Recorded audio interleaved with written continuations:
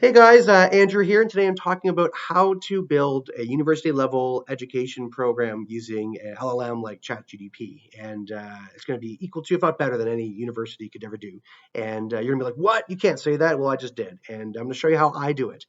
First things first, a lot of people are using GDP wrong. They're using it to like create essays or copy paste or give them answers, get a smart Google search. And that's robbing yourself an opportunity to learn. You can learn a lot more if you co-create an educational process, which is what I will teach you how I do it, because I've learned a ton of things and you can learn a lot more. But anyways, there's four steps that I've kind of outlined, and I'm going to do more video series and talk about this stuff in more detail down the road. But today is a high-level overview. So first things first, this is a double agent system. So you're not going to just do one chat. You're going to create two separate chats. So those chats are going to be, one is a curriculum chat where you're going to actually iterate with ChatGPT and create a content, like a semestered course with different phases, different learning objectives. So pick a topic, whatever it may be, physics, astrology, music, language, cooking, parenting, whatever it is that you want to learn, carpentry. There's nothing you can't learn. It can teach you anything. So ultimately, pick a topic that you want to learn about, and then design a course to get you, rounded, jack of all trades, basic understanding of this specific topic. Start with there, and then you can dive into a deep, introspection into the various aspects of that topic if you wish.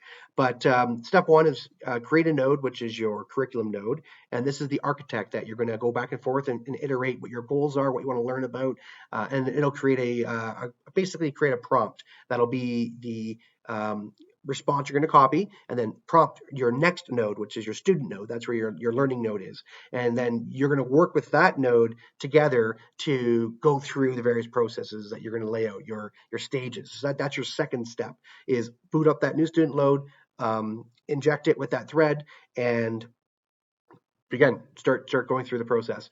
You're gonna have to tune it up initially to first post. So what I mean by that is when you first upload the prompt, there might be some clarifying questions. You go back and forth a few times to get your GPT tuned up, and then once it is, then you're able to start having your actual learning in courses, which is what number 3 is. So engage in dialogue, not dictation. This is really important. You're not trying to, you know, monologue anything, nor are you asking it to blast stuff at you. This is not the GPT is not a university professor standing up on the stage and giving a lecture. That's not how this works.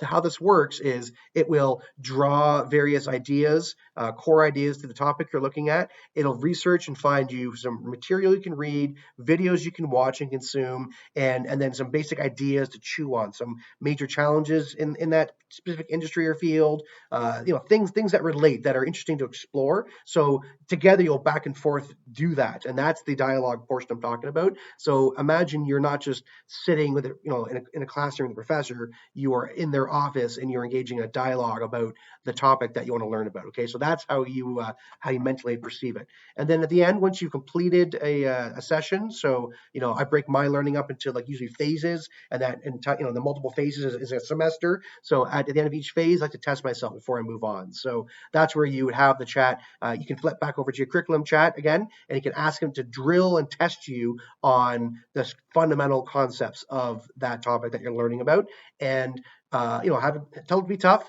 tell it to be real, and where you make mistakes, have it clarify, and then that way you can understand it truly.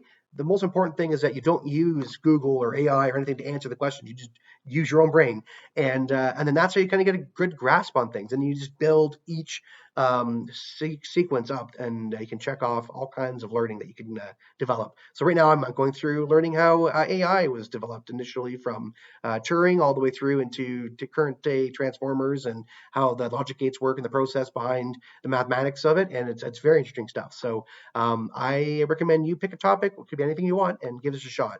And the last thing I'll say is to the skeptics, because I know there's a lot out there. They think that AI is wrong and ChatGPT says the craziest things, and you're absolutely right. It can be wrong, and so can any other human teacher, and so can you. That's okay.